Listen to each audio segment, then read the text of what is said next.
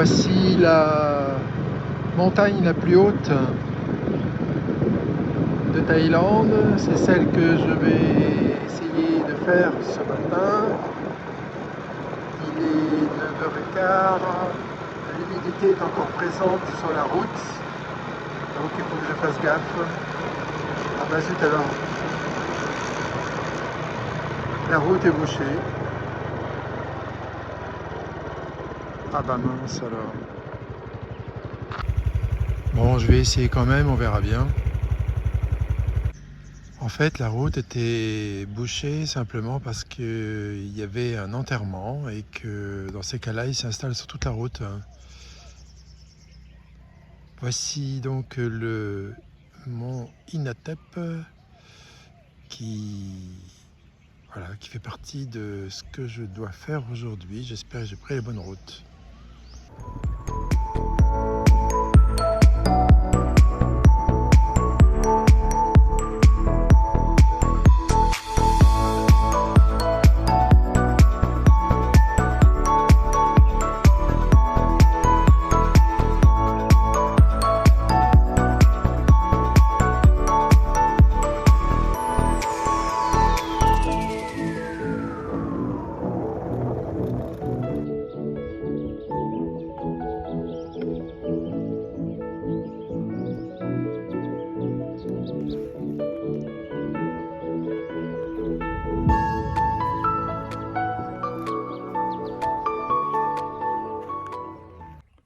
Bon, il y avait un tractopelle qui était en train de refaire la route, était totalement défoncé.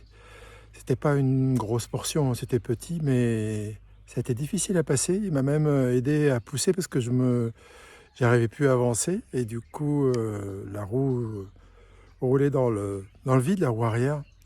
Et finalement, bah, il m'a poussé et puis hop, je m'en suis débrouillé. Mais je comprends maintenant pourquoi il y avait des déviations. Voilà, là c'est la déviation dans l'autre sens. Bon allez, maintenant, direction le sommet de ce truc là-bas, là.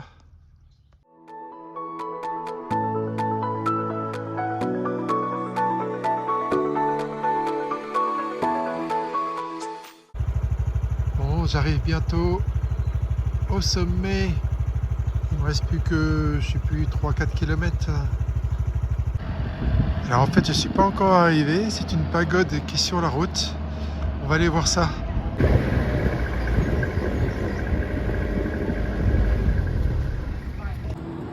Donc il faut acheter un droit d'entrée, ticket de 100 bahts.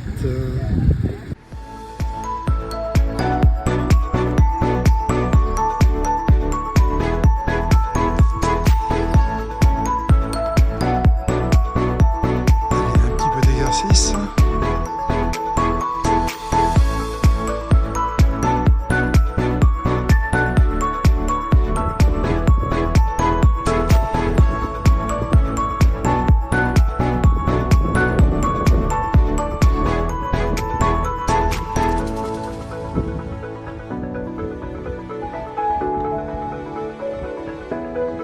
Je suis pas encore tout en haut, mais c'est déjà pas mal ici.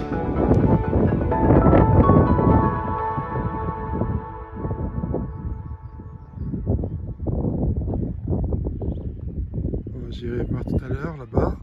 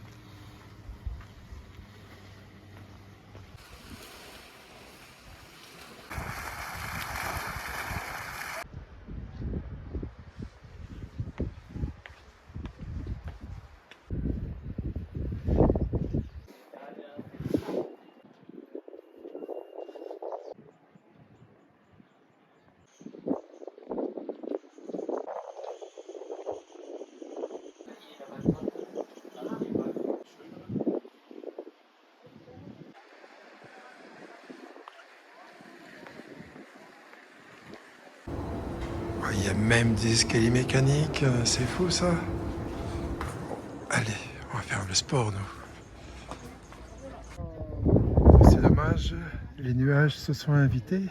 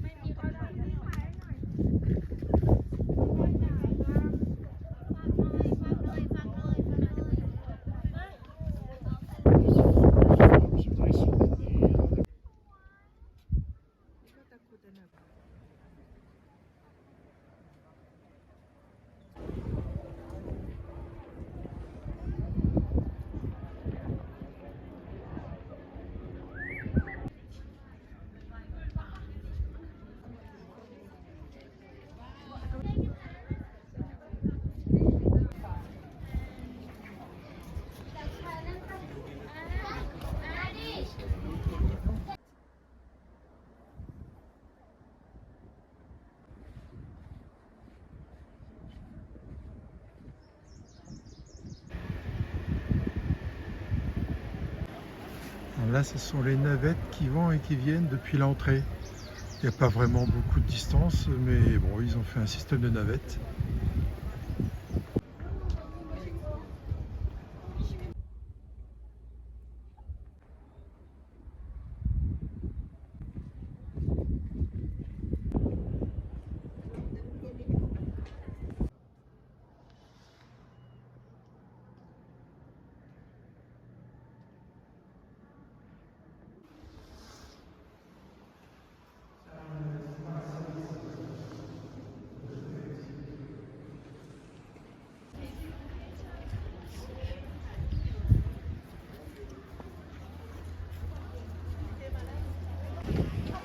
Alors ici, c'est comme c'est très touristique, ça n'arrête pas, ça va, ça vient. Les bus n'ont pas le droit de venir ici, donc ils doivent se garer beaucoup plus haut et c'est ces petites navettes qui leur permettent d'arriver jusque là. Alors pour aller aux toilettes, il y a les dames à gauche, c'était moins haut, et les hommes en bas.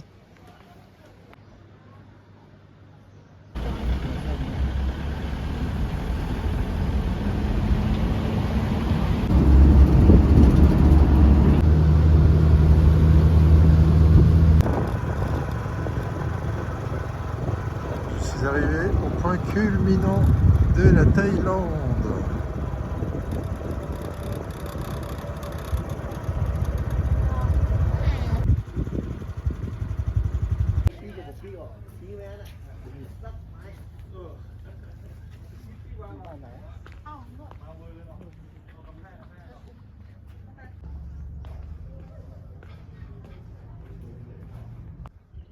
Alors, je suis au point culminant, il y a beaucoup de nuages, donc on voit pas grand chose.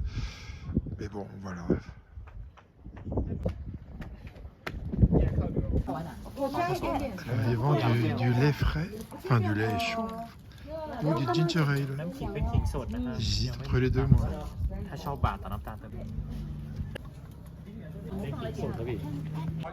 Alors, j'ai pris le ginger ale. Je peux vous assurer, je viens de goûter, il est très gingembré.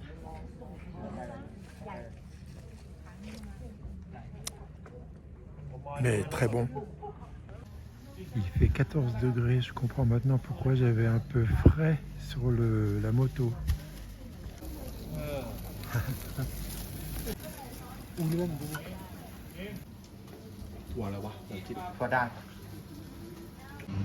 On est le 1er février, mais il y a toujours les décos de Noël.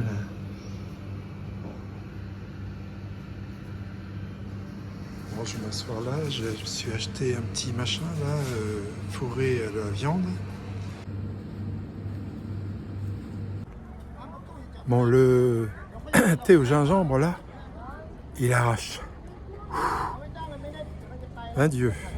Bon, je vais maintenant reprendre la route pour aller sur la direction de Chiang Mai.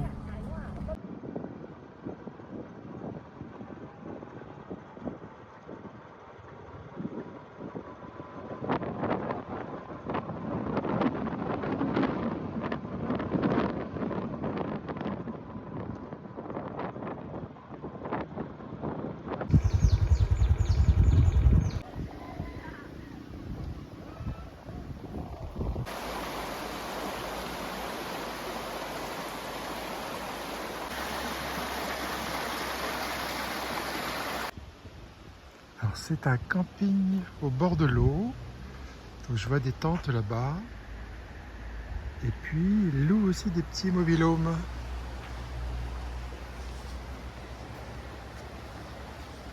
Ça a l'air vraiment sympa.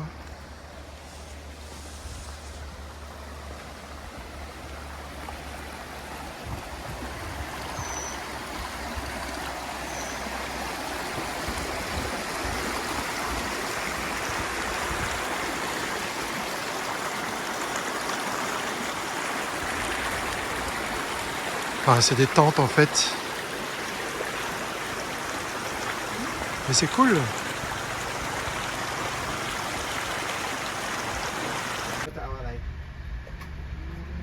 Alors, j'ai pas réussi à savoir le prix des petits bungalows, mais c'est vraiment super sympa. C'est un truc à retenir. Des gens m'ont dit que c'était peut-être 1500, mais 1500 la nuit c'est pas possible, c'est trop. C'est trop. Donc, je sais pas, 150 peut-être. Alors l'endroit pour le retenir, c'est celui-ci.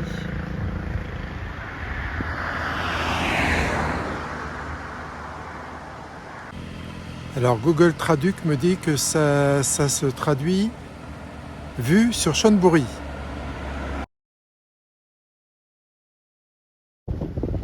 Ici, ils cultivent les fraises. Et ça aussi.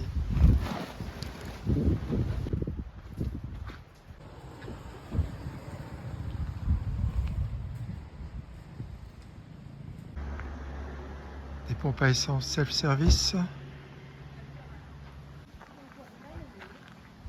On sent qu'il fait froid ici parce qu'il y a des bonnets.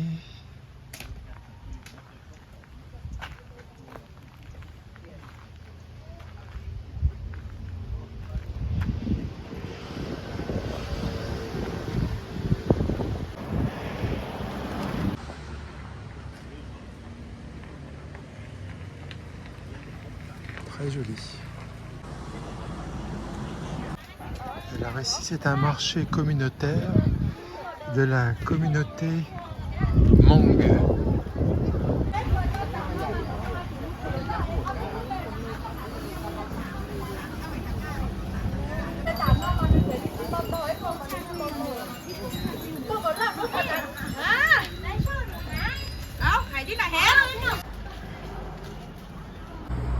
Ils vendent même des plants de fraisiers, donc la fraise c'est ce qui pousse beaucoup par ici finalement.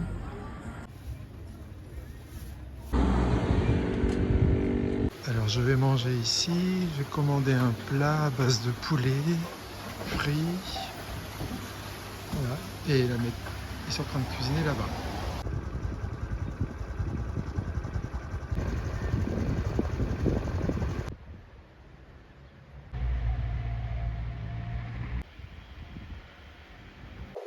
Il y a beaucoup de cerfs dans la région. C'est ce qui explique la présence de certains fruits comme les fraises ou autres légumes. Et là, ce que vous voyez en face, c'est une cascade.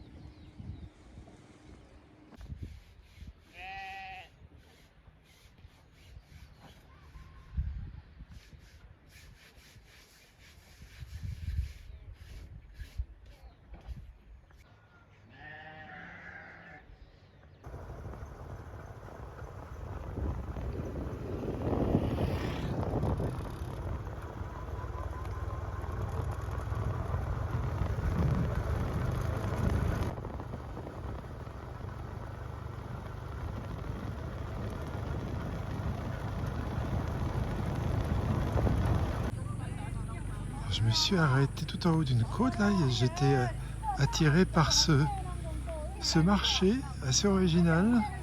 Ils sont bien alignés en laissant une grande place au milieu. C'est très original. Alors, en fait, ils vendent tous les produits qu'ils cultivent.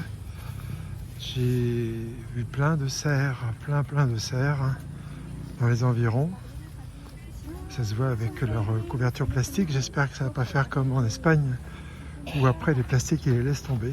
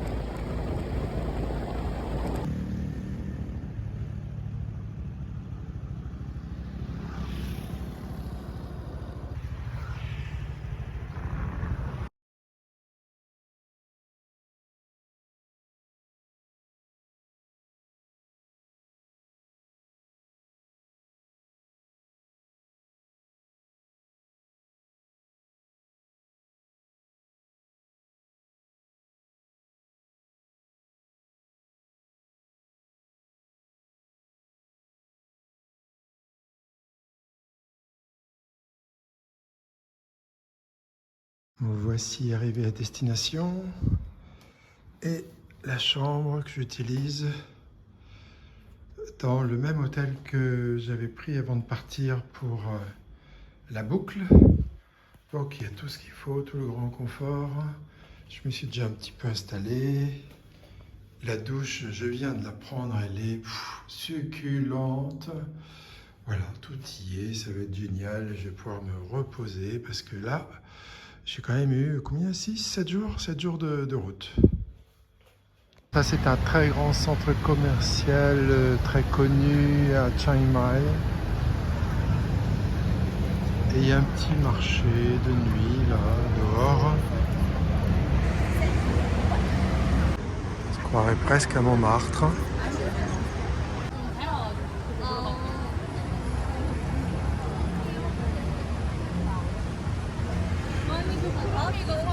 Petit hommage à Georges.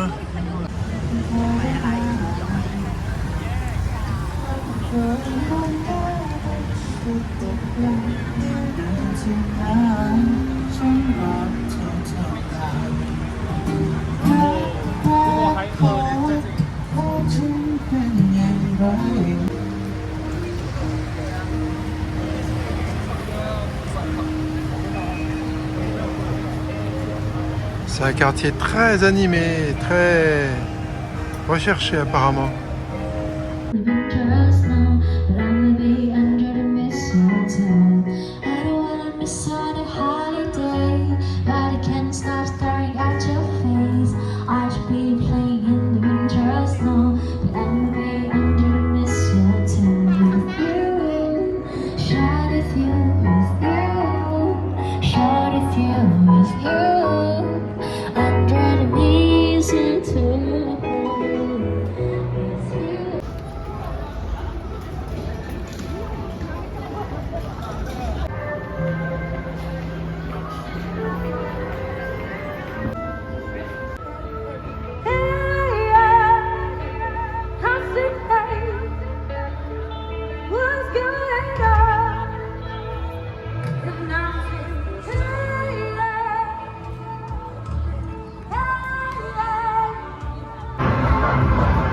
fin de la 27e journée.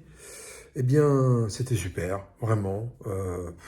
Des paysages encore à couper le souffle, une route magnifique, une très belle journée. Arrivé vers 5 heures ou 6 heures, fatigué, parce que virage, virage, virage, virage, virage, virage. Puis être toujours vigilant parce que la route, elle est bien.